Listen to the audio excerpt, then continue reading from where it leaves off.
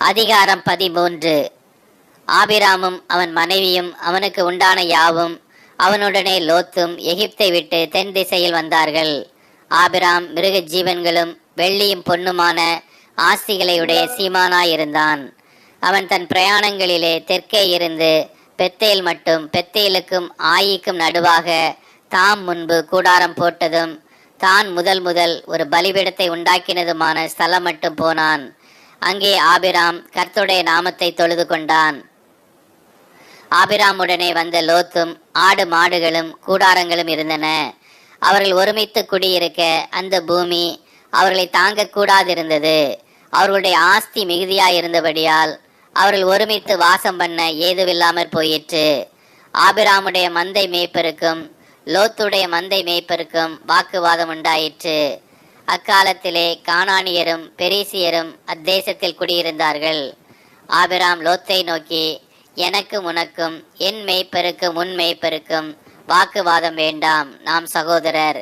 இந்த தேசமெல்லாம் உனக்கு முன் இருக்கிறதல்லவா? நீ என்னை விட்டு பிரிந்து போகலாம். நீ இடதுபுறம் போனால் நான் வலதுபுறம் போகிறேன், நீ வலதுபுறம் போனால் நான் இடதுபுறம் போகிறேன் என்றான்.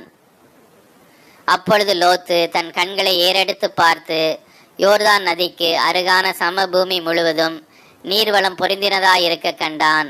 கர்த்தர் சோதோமையும் கொமாராவையும் அழிக்கும் முன்னே சோவாருக்கு போம் வழி மட்டும் அது கர்த்தருடைய தோட்டத்தைப் போலவும் எகிப்து தேசத்தைப் போலவும் இருந்தது. அப்பொழுது லோத்து யோர்தானுக்கு அருகான சம பூமி முழுவதையும் தெரிந்து கொண்டு கிழக்கே பிரயாணப்பட்டு போனான். இப்படி அவர்கள் ஒருவரை ஒருவர் விட்டு பிரிந்தார்கள். ஆபிராம் கானான் தேசத்தில் குடியிருந்தான். லோத்து அந்த யோர்தானுக்கு அருகான சம பூமியில் உள்ள பட்டணங்களில் வாசம் பண்ணி சோதோமுக்கு நேரே கூடாரம் போட்டான். சோதோமின் ஜனங்கள் பொல்லாதவர்களும் கர்த்தருக்கு முன்பாக மகா பாவிகளுமாயிருந்தார்கள். லோத்து ஆபிராமை விட்டு பிரிந்த பின்பு கர்த்தர் ஆபிராமை நோக்கி, உன் கண்களை ஏறெடுத்து நீ இருக்கிற இடத்திலிருந்து வடக்கேயும் தெற்கேயும் கிழக்கேயும் மேற்கேயும் நோக்கிப்பார்.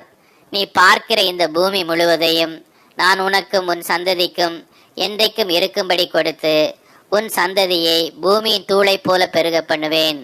ஒருவன் பூமியின் தூளை எண்ணக்கூடுமானால் உன் சந்ததியும் எண்ணப்படும். நீ எழுந்து தேசத்தின் நீளமும் அகலமும் எம்மட்டோ அம்மட்டும் நடந்து திரி, உனக்கு அதை தருவேன் என்றார். அப்பொழுது ஆபிராம் கூடாரத்தை பெயர்த்து கொண்டு போய் எபிரோனில் இருக்கும் மம்ரேயின் சம பூமியில் சேர்ந்து